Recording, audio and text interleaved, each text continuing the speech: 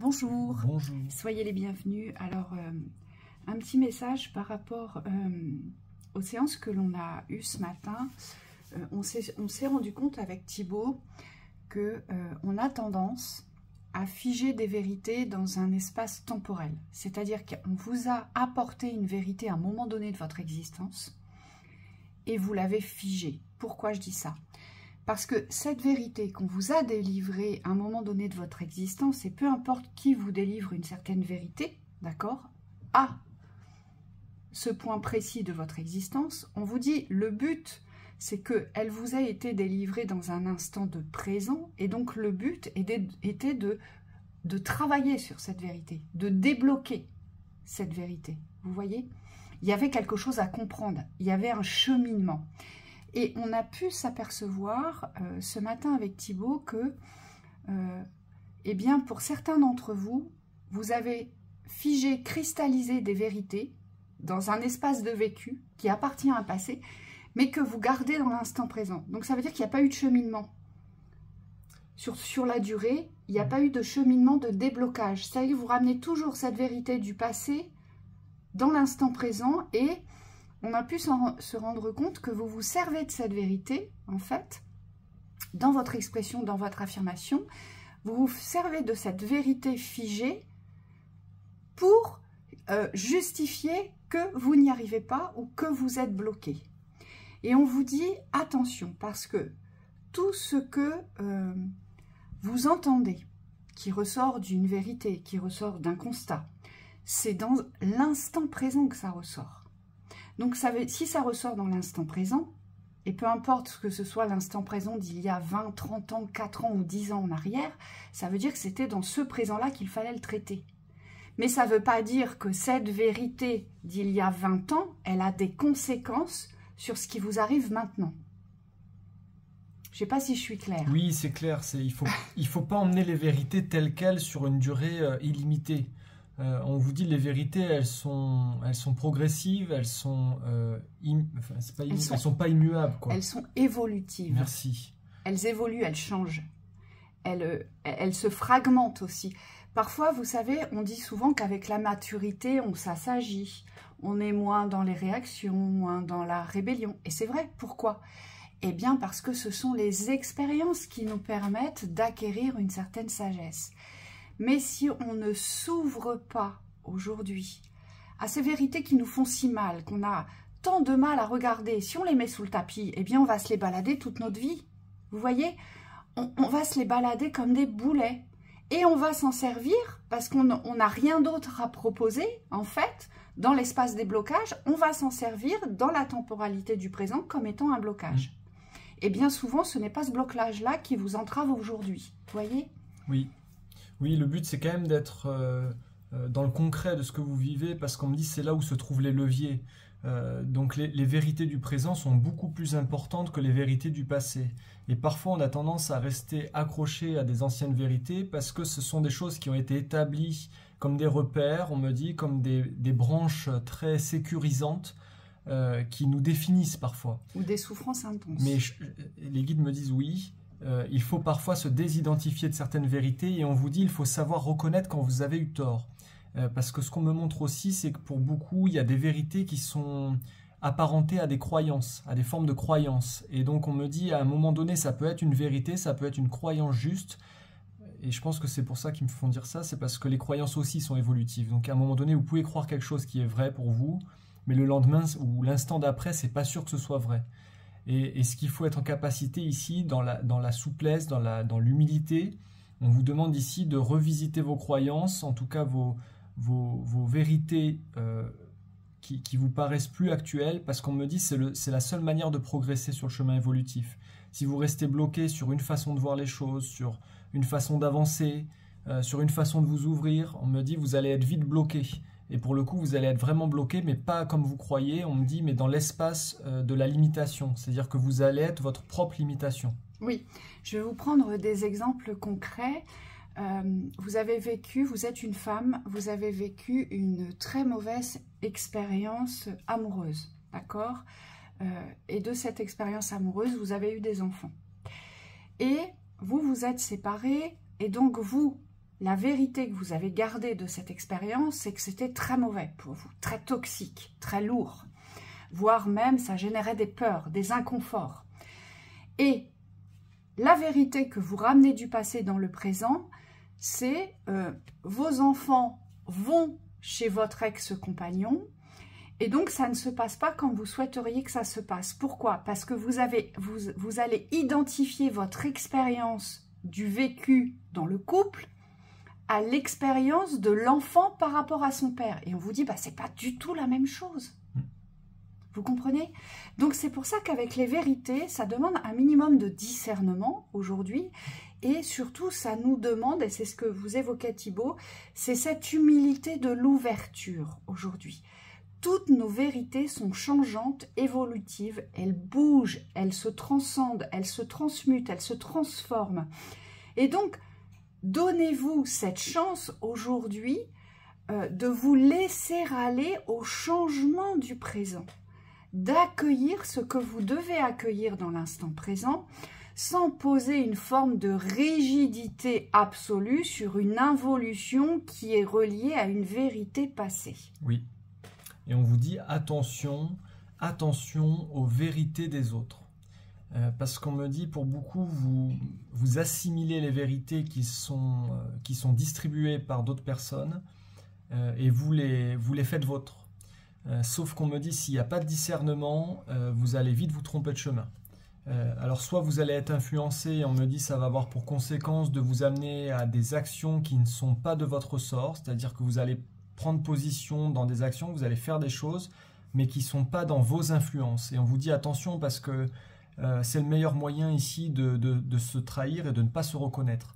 On me dit quand on utilise une inspiration qui est extérieure, mais qu'on la fait sienne, sans l'avoir passée au crible de sa conscience et de son discernement, on s'expose à des retours assez violents dans la trahison, dans le sentiment de rejet aussi. Parce qu'on me dit quand vous avez écouté les extérieurs et pas vous-même, on me dit vous pouvez beaucoup vous en vouloir. Et attention parce que le mental ou l'ego va tout de suite porter la faute sur l'extérieur. Alors qu'en fait c'est votre responsabilité, c'est vous qui avez accepté cette vérité comme étant la vôtre. Donc on vous demande ici de faire attention, de faire la part des choses par rapport à ce que vous recevez des extérieurs et ce qui n'est pas en alignement avec ce que vous êtes. Bah, si ça ne vibre pas avec vous, après vous pouvez toujours vous convaincre que c'est la vérité. Je vous prends un exemple, vous regardez un match de foot et il y a quelqu'un qui vient vous aborder, qui vous dit « Oh là là, vous, je l'ai vu, hein, vous êtes un professionnel du foot. Vous jouez au foot? Ah non, non, non, moi je touche pas au ballon. Mais on m'a dit que j'étais un professionnel du foot. » Ça vous paraît cohérent? Est-ce que cette vérité, elle vibre avec vous? C'est pas parce que des personnes vous rapportent des vérités que ce sont les vôtres. Il faut être aussi en accord avec soi, dans son ressenti. Ou quand j'entends dire des fois, bah, j'ai été médium. Bah, c'est pas j'ai été, c'est je suis médium. C'est pas j'ai été. Oui, médium, ça. Alors... C'est je suis. Vous voyez? On ne peut pas être médium à un moment donné de sa vie et après ne plus l'être. On est médium tout au long de son existence et peu importe la médiumnité qu'on exerce. Mais on ne peut pas dire j'ai été. Oui, c'est vrai que c'est incohérent. On me dit pour beaucoup, et c'est vrai que dans le domaine spirituel c'est assez fréquent, mais il n'y a pas que là.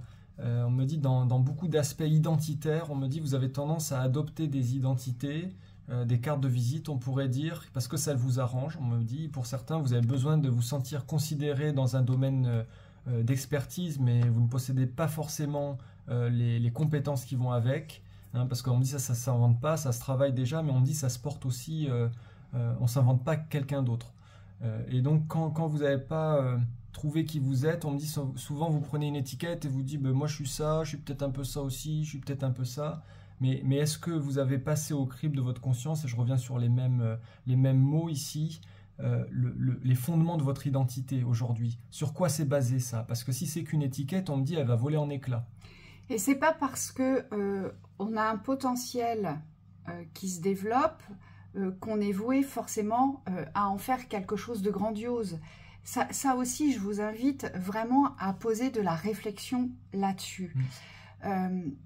D'ailleurs, on a eu une réflexion avec quelqu'un.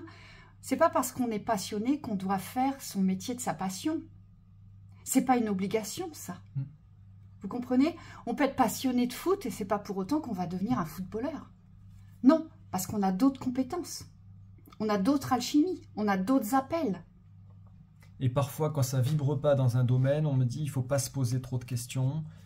C'est souvent des...